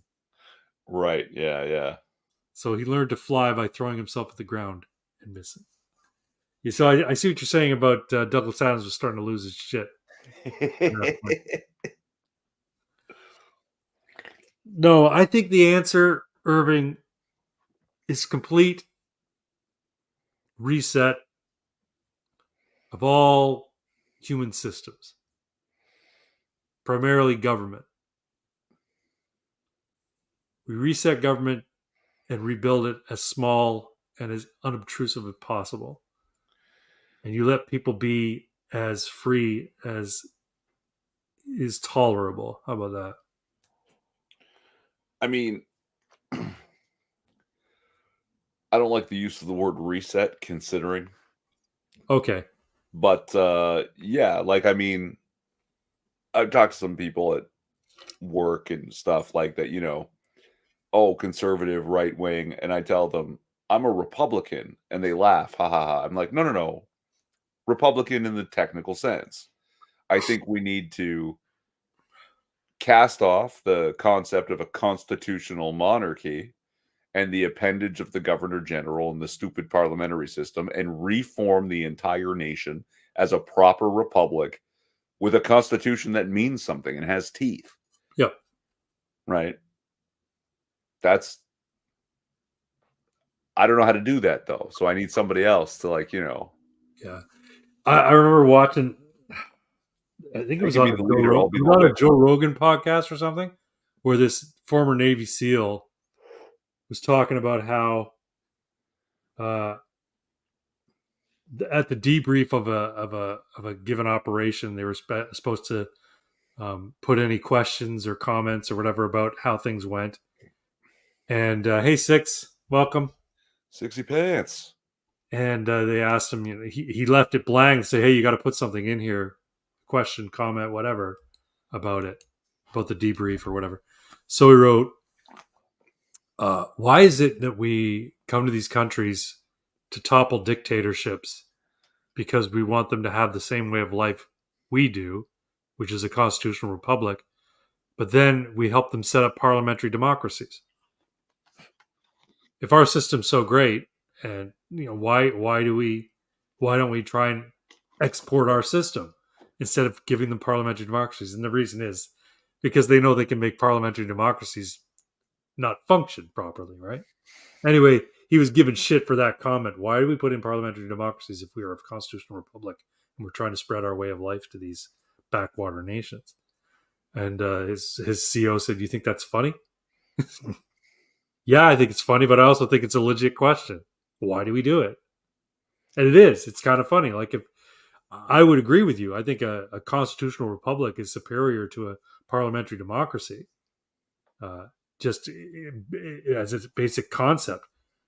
But it begs the question: why is it when there's foreign intervention going on by the United States, which is a constitutional republic, why is it that they put in parliamentary democracies? Yeah, because they're slightly more dysfunctional and probably easier to topple later if it turns against them, right? Like, yeah, that's probably it. So, do you think that the dysfunction of Canadian government is by design? Then, do you think it was a cynical operation from the get-go? No, it's just that, like, somewhere like, say, England, it worked because there really only was like two parties at first, right? Yeah. And it's a fairly small, not so populated nation. But for Canada, that just adopted the model of its parent country, that is enormous, took on more territory over its existence and promised those territories disproportionate representation so that they would join, right? Yeah, like it's just grown beyond what Parliament can do, because like people in the cities don't realize how vastly different it is to live out in Alberta. Yep. Right. And you know, in fucking Brandon, Manitoba, like it's not the same. Nope. It really isn't. So, oh no, Jets lost. That's too bad. Yeah, no, but I mean, like, yeah, it's. I happen to think that the dysfunction is a feature, not a bug.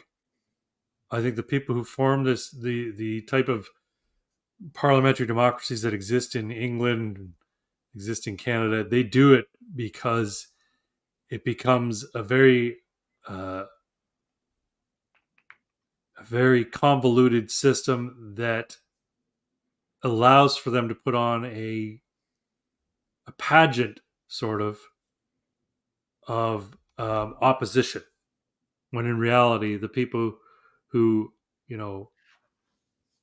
operate in the House of Commons, they're all enriching themselves at the expense of the taxpayer, at the expense of the citizen, and they can make it seem like your team is winning when they get a good zinger over on the other team, and when an election happens and your team wins, that things will now be different, but in reality nothing ever fucking changes.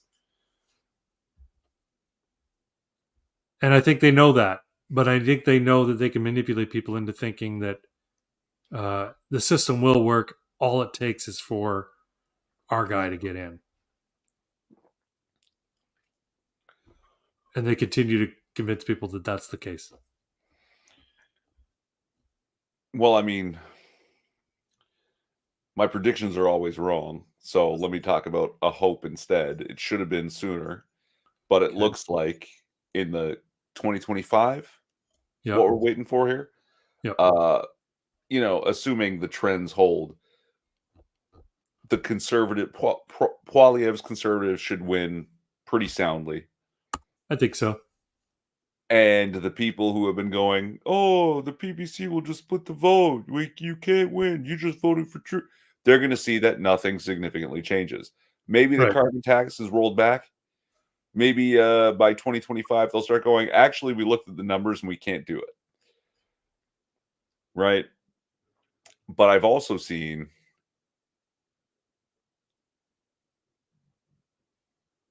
some province, and I can't remember where I saw it, but for a moment at least, there was a huge spike in PPC support. Like, to 15% in the province. Yeah. That's seats. Yeah.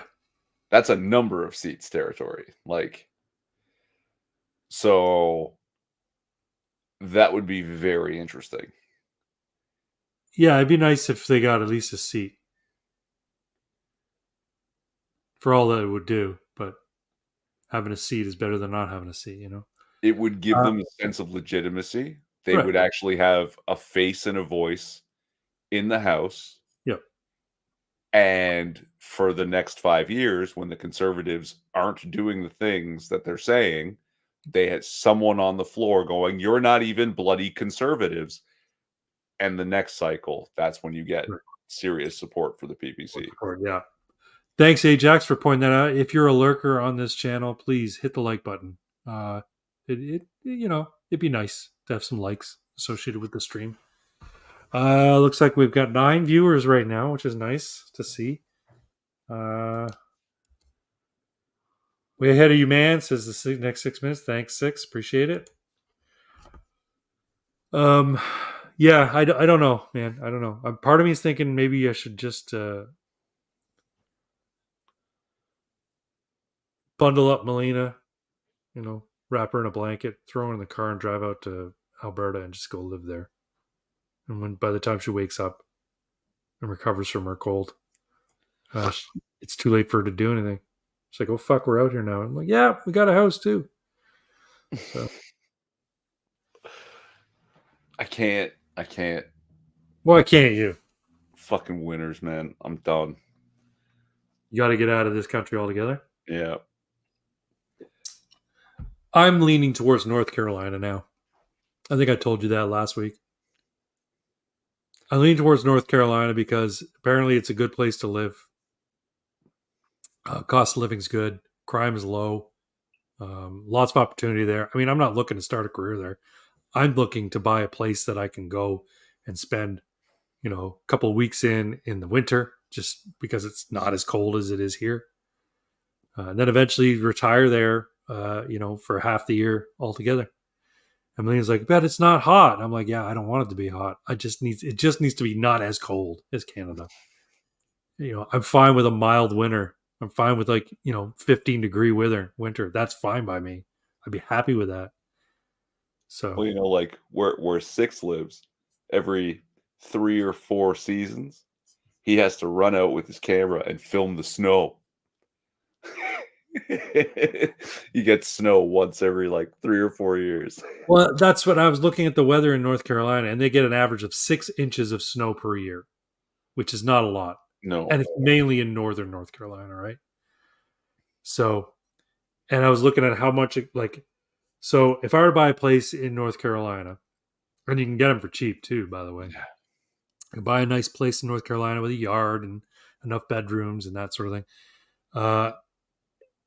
I could fly to Charlotte direct from Toronto, right? Won't have to take and then go to my place, which hopefully will be on the border of North Carolina and Virginia. And then once I'm settled into my place, I can drive from my place in North Carolina to Ballahack in Chesapeake and go play airsoft all weekend and drive back across the border every night when I'm done. And it'd be an hour drive one way or the other. That would be perfect. Ballahack's coming up, baby. Rev Omega is coming up. Rev 13, they're calling it Rev Omega. It's coming up December 8th. Looking forward to it. Candyman costume. Just about there. A few more little things to do. We're just about there. I have to find a suitcase and a gun case to fit one of my airsoft guns in, because I'm going to check my luggage and I'm going to transport a gun. I'm not going to buy one while I'm down there. Yeah. Because then I got to ship it back. It's like a pain in the ass. But so just you talking about checking the gun. It just reminded of this thing that happened. I went to pick up my buddy from the airport, and he had actually his dog. So we're waiting at the special area separate from the regular luggage return, right? And there's this kid. He's in these weird shorts that are above the knee, and these high socks and these shoes, and he's got his button shirt tucked in with a kerchief and this hat, and he's just standing there, and we see him, and he's 11, right? But you see the outfit. You can't tell if it's some kind of scout's outfit or he's just weird. And we sort of smirked a little bit, and he just gave us this look. We're waiting for the dog. And out of the fucking, the flaps and the conveyor belt comes this weird shape. And suddenly this case shape becomes very, very clear. This is a long rifle. And the kid walks over, picks it up, looks at us, and walks out. I was like, holy shit. That's awesome.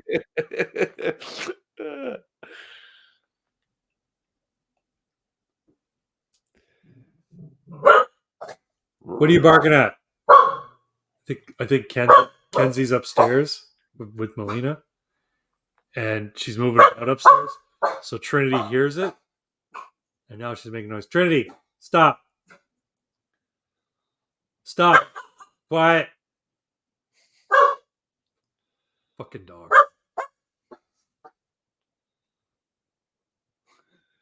She's gone upstairs to investigate. It's all good. Anyway. Yeah, that's the thing, right? I can transport a gun, but it has to be in a locked case. And I don't want to pay for an extra bag, so I'm going to take my SMC9, which is like a carbine. It's like a pistol caliber carbine type of gun with a folding stock. So if I fold it, it's got an overall length of about 14 inches. So I need to find a gun case that will fit it, and that will also fit inside of a suitcase. So I can lock it inside the suitcase, check the suitcase, and pick it up. That's the goal. So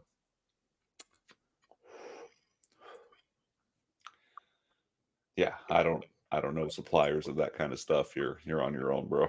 I could find one, I'm sure.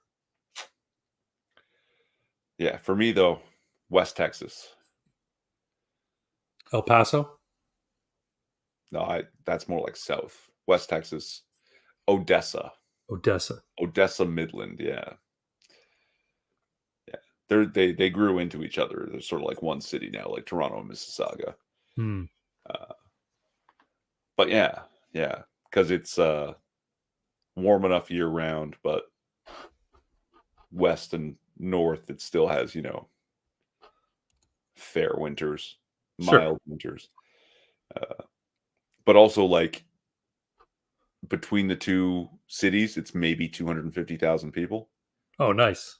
Right. So it's not a super big city, but it has all the modern amenities and everything. Like, that's another thing. People that live in, like, you know, 12 million people in the GTHA, they don't understand that, you know, 100,000 people is plenty big of a city. You have everything you need. Like, oh no, that's a town. No, stupid. But it's not so big that, yeah, it's dirty and filled with homeless people and drug addicts and, you know, nations. Well,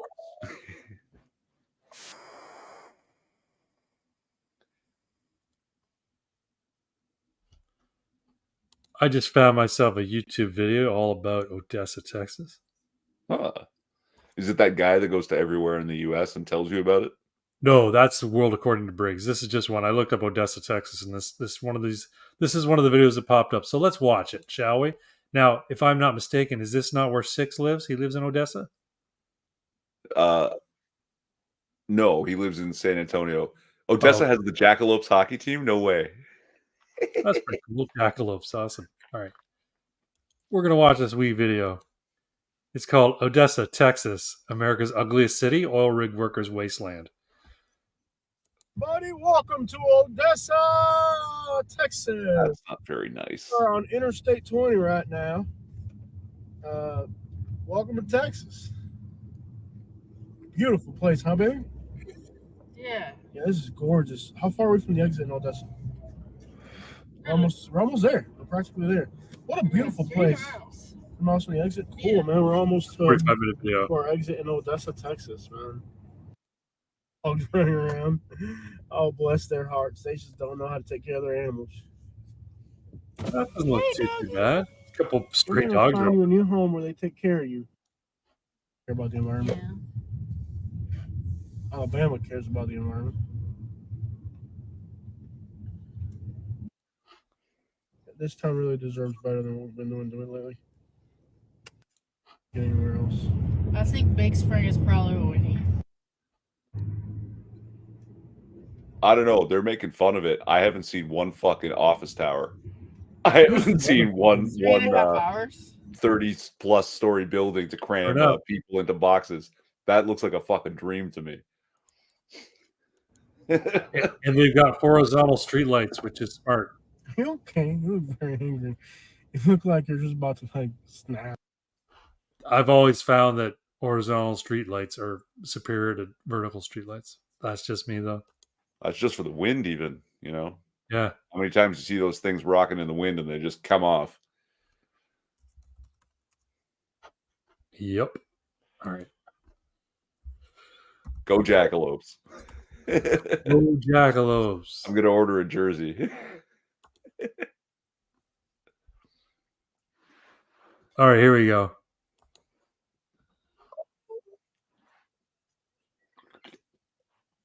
What, downtown Odessa? Hold on.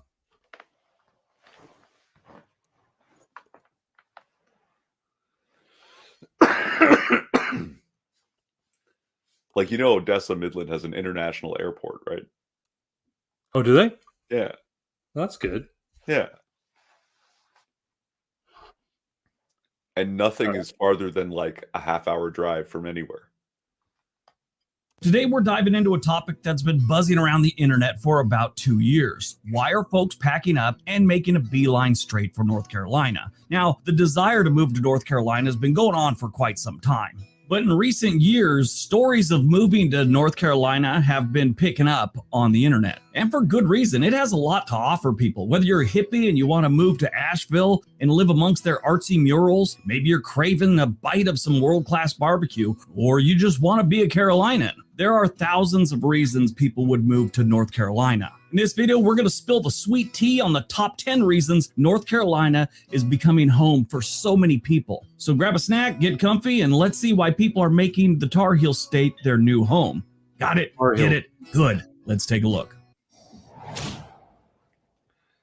Number 10, art, music, history, and culture. Now, if you didn't know, North Carolina has a serious music scene and an art scene, and they've got a lot of history and a lot of good culture that goes along with all that, you've been missing out. A lot of the emphasis for the art will be on Asheville, but it's not just in Asheville. It's throughout the state, along with their music. They have a real emphasis on folk and bluegrass music, but they also have a long history with jazz. I mean, Thelonious Monk is from North Carolina. So is John Coltrane and Nina Simone. That's just a few. You also have a history of the Chapel Hill Rock. Gospel music goes way back in this state. There's a good argument that North Carolina is the best state for artists. And then you look at the history. North Carolina goes deep in history. I could do 4 or 5 videos on the history of North Carolina, and I'd just be skimming the top of it. The rich history and cultural heritage from the first English colony in Roanoke Island to the pivotal roles played during the Civil War, the history is preserved in numerous historical sites, museums, and annual cultural events that celebrate the state's past.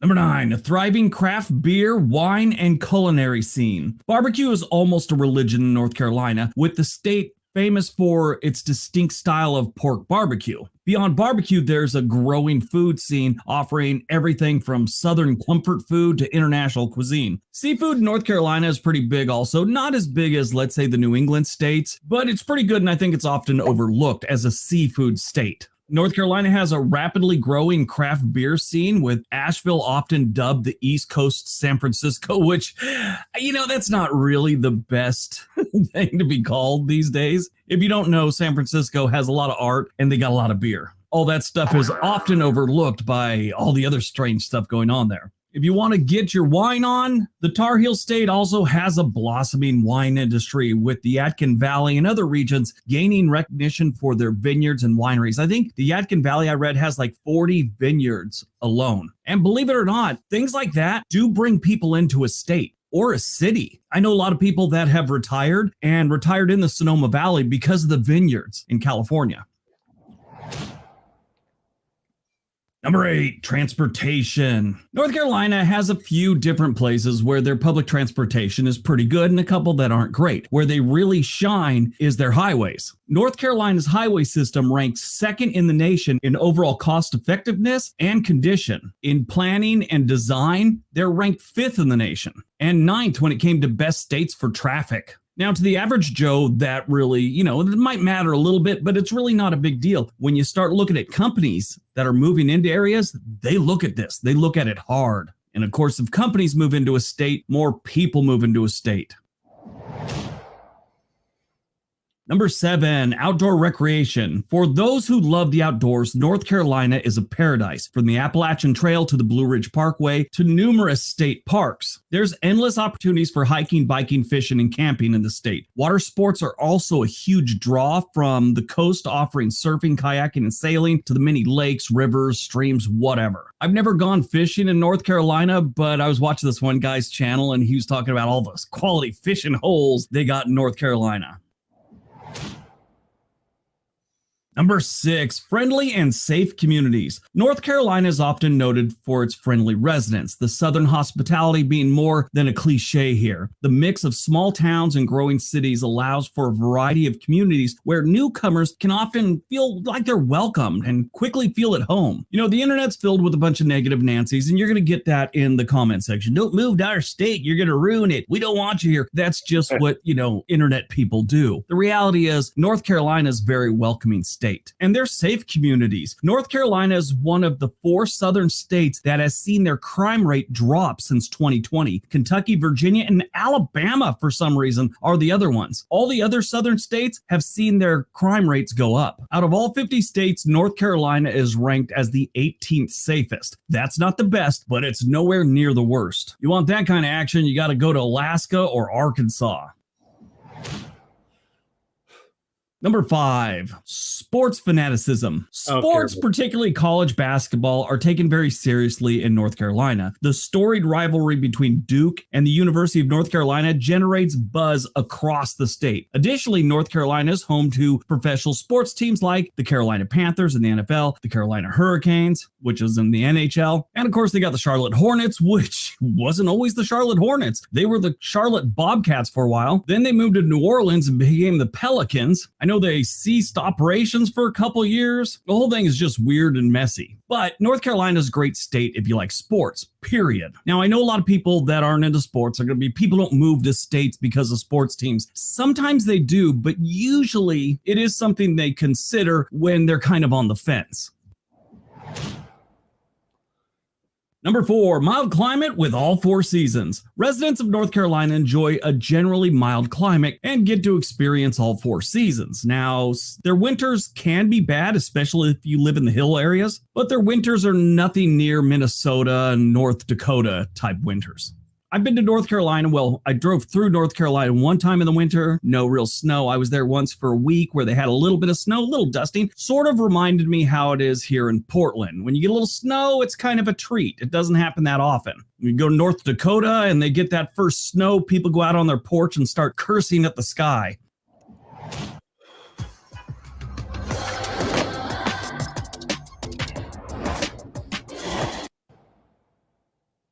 Number 3, education. You can do a lot worse trying to get an education in the United States than North Carolina. The state boasts a strong educational system, including esteemed institutes like Duke University, the University of North Carolina at Chapel Hill, and North Carolina State University. They've got a whole bunch more. I could spend 10 minutes just listing them. When you look at their K through 12 rankings, it depends on what part of the state you're at and what school, obviously, but overall, they do pretty good. They're a little above middle of the road when you rank the state's K through 12. And if you're, let's say, 20 years old and don't have kids or a teenager, education rankings are important. Number 2, affordable cost of living. Compared to many other states in the U.S., North Carolina offers a more affordable cost of living. Housing in particular tends to be more reasonably priced, although this is changing in some of the faster growing areas. Obviously, Raleigh, Charlotte, those areas, their prices are jumping up pretty quick. But there's a lot of communities like Wilmington, North Carolina, their real estate prices are pretty low for an area on the coast. And of course, you have places like Camden, North Carolina, which are dirt cheap because they don't have great stats. Overall, the average home value in North Carolina right now, second quarter 2023, is $321,000. Now, if you go to the cities, it's going to get a little higher. Like Raleigh, home values are $433,000, and Charlotte is about $386,000. That's going to be cheaper than both Georgia and Virginia, a little more expensive than South Carolina, and a lot more expensive than West Virginia. In case you don't have a map in front of you, those are the states that are right around that area. Oh, and I forgot Tennessee, and Tennessee is about $10,000 less. That's $311,000 is their average home value. Now, when it comes to their goods and services, North Carolina is 2% lower than the national average, which is pretty good. It's pretty good because it's a desirable place to live. If it's a place nobody wants to live, like Arkansas, then it should be expected that the cost of living is going to be really low. When it comes to utilities, North Carolina is even with the national average. All right, before we get to number 1, don't forget we have another channel called On This Day. There is a link down below. There's also a link for Home and Money if you're thinking about moving to North Carolina or any state. Anyway, that's North Carolina. So that's the answer. The answer is move to North Carolina. We're Odessa. Get out of this godforsaken shithole that we call Canada. Good night, 6. Sorry See if I missed you. Have a good one. Thanks for the sports updates. Appreciate it. Rockets just beat the Pelicans. That's right.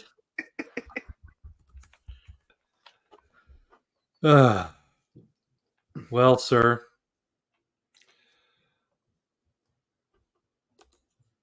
I don't know. I don't know what to say. I think the answer is get out of here. Leave this country. Leave Canada. That's what I think the answer is. Well, we'll see what's left after the war. All right. Think we might get into the war? Do you think Trudeau will get us into that war?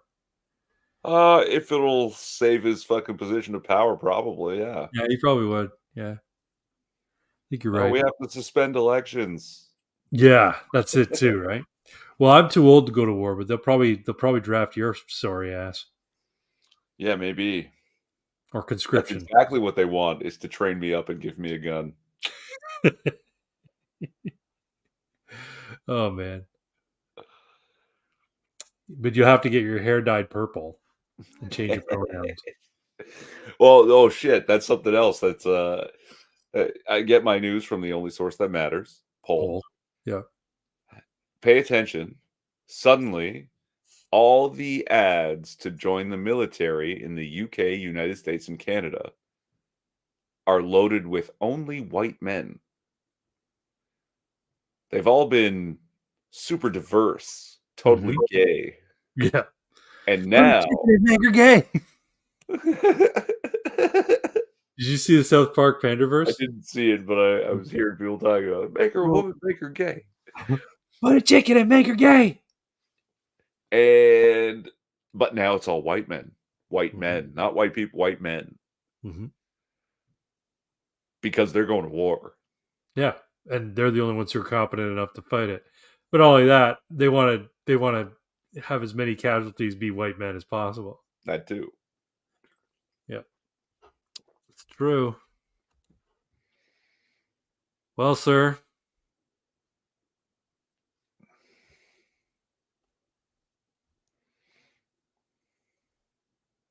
Well. You know what? What? No one tells jokes anymore. You really should have one ready before the show starts, though, rather than go looking for them now. I have a few. Okay. If you want. Yeah. What's the best thing about Switzerland? I don't know. What's the best thing about Switzerland? I don't know either, but the flag is a big plus. I invented a new word. Plagiarism.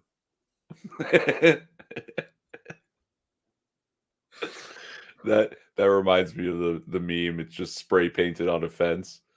Things I hate: vandalism, irony, lists. Did you hear about the mathematician who's afraid of negative numbers? No. He'll stop at nothing to avoid them.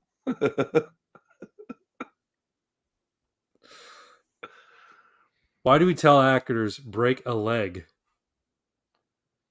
Why do we tell actors break a leg? Because every play has a cast. That's fucking terrible. That's fucking terrible.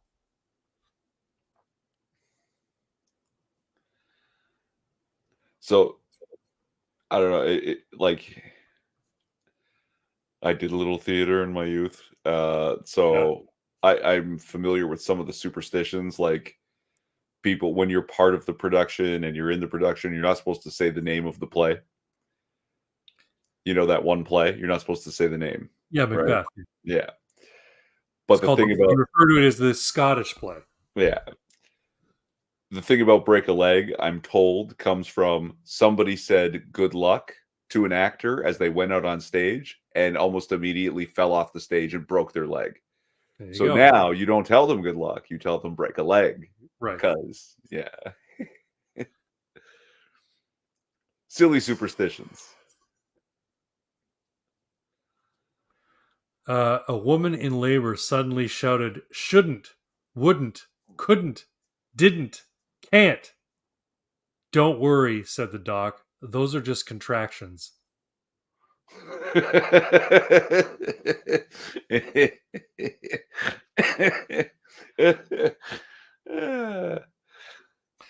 bear walks into a bar and says, give me a whiskey and cola.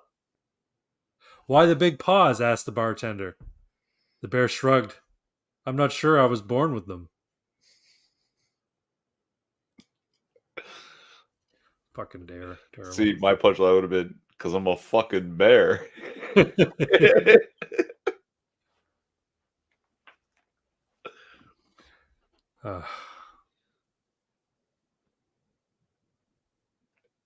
If it made you groan and shake your head, you have to read it now. Why don't scientists trust atoms? Why? Because they make up everything.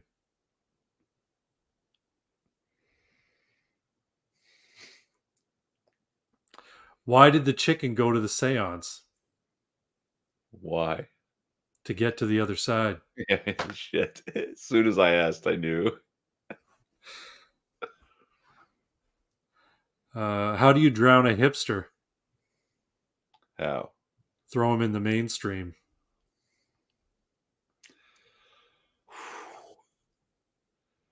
Yeah, these are pretty fucking awful.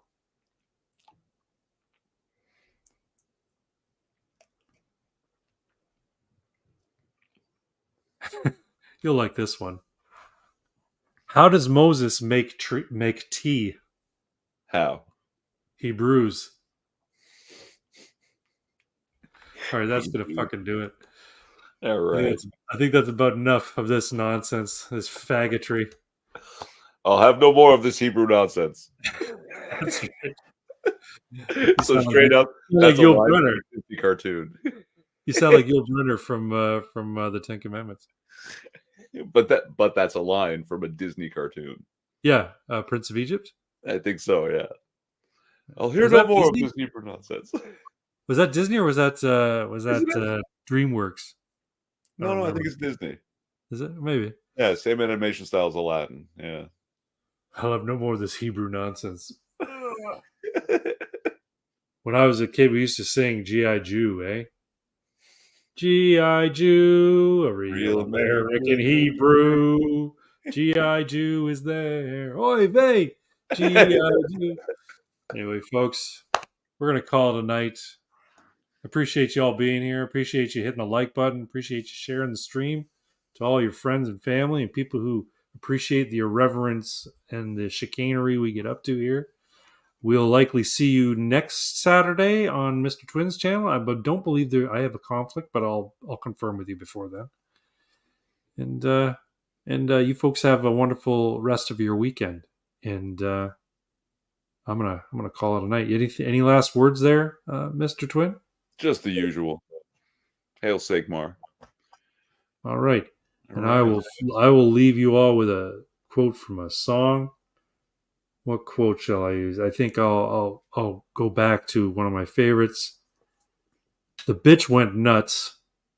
She stabbed my basketball and the speaker to my stereo. Good night, everybody. Good night.